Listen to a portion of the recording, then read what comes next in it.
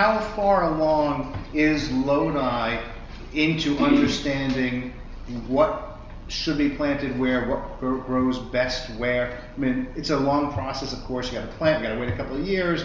Yeah. So is this really just the first couple of pages of Lodi's story of single vineyard and appellation-driven wines within the Lodi? Well, certainly we're at the very beginning stages of it. And I think it's because it's only been about 30 years that we've had more modern winemaking techniques to really understand the nuanced differences between these different aromas on the same varietal. But I can tell you, with Zinfandel, specific to Zinfandel, a lot of that Zinfandel that comes from that Victor corridor, that Victor district, it really deserves to be its separate own AVA. So now, is Victor to the southeast of Lodi? No, so Victor's directly to the east of the town of Lodi. So directly along Highway 12, as you go to the Sierra foothills, it's about 5 miles out of the town of Lodi. So for me, that's sort of an interesting comment because it doesn't really fit what I would have expected from East Side Zinfandel then, because it's light and elegant and very perfumed and a brilliant wine.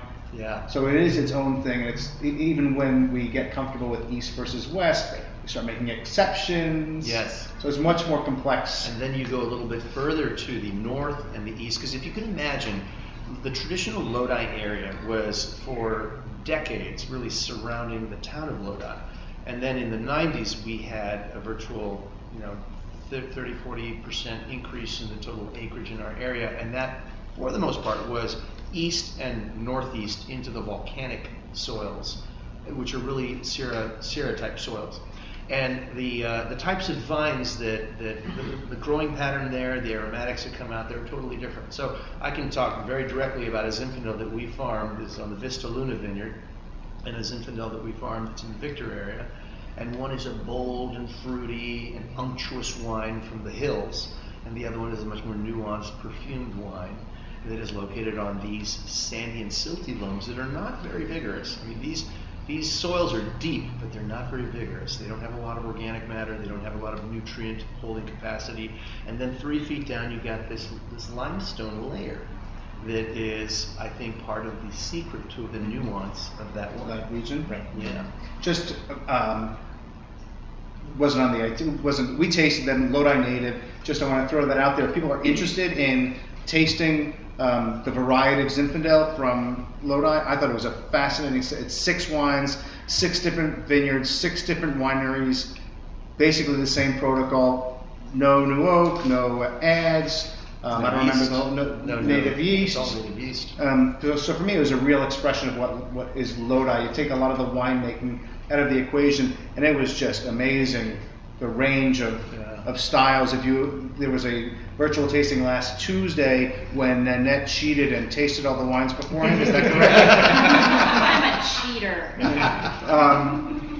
But I think everybody tasted the wines again. I think it was yesterday. Was surprised that the wines showed differently. They're incredibly expressive, and I think that if you get the chance to try them, I think you can.